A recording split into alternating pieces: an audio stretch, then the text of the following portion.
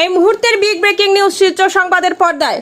দক্ষিণ ধলাইয়ের রাজনগর খুলিছড়া জিপি সভাপতি ইমরান হোসেন হত্যাকাণ্ডের ঘটনায় ফাস্ট ট্র্যাক আদালতে বিচারের দাবিতে প্রয়াত ইমরান হোসেন বরভূয়ার ছেলে কেফায়ত ইসলাম বরভূয়া ছোট ভাই নাকেব হোসেন বরভূয়াকে সঙ্গে নিয়ে অসমের মুখ্যমন্ত্রী হিমন্ত বিশ্ব শর্মার দ্বারস্থ হন ভিডিপির chairman M Hifzur Rahman Laskar.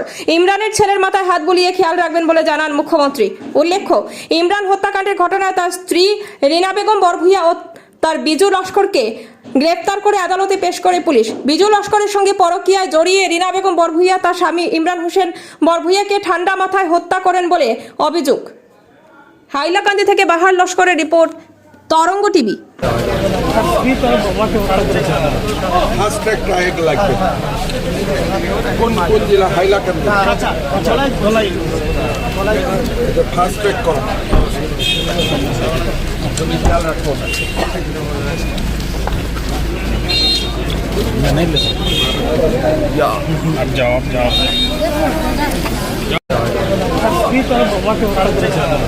Fast track trial লাগবে কোন জেলা? হাইলাকান্দি। ফাস্ট ট্র্যাক করো। খেয়াল রাখো।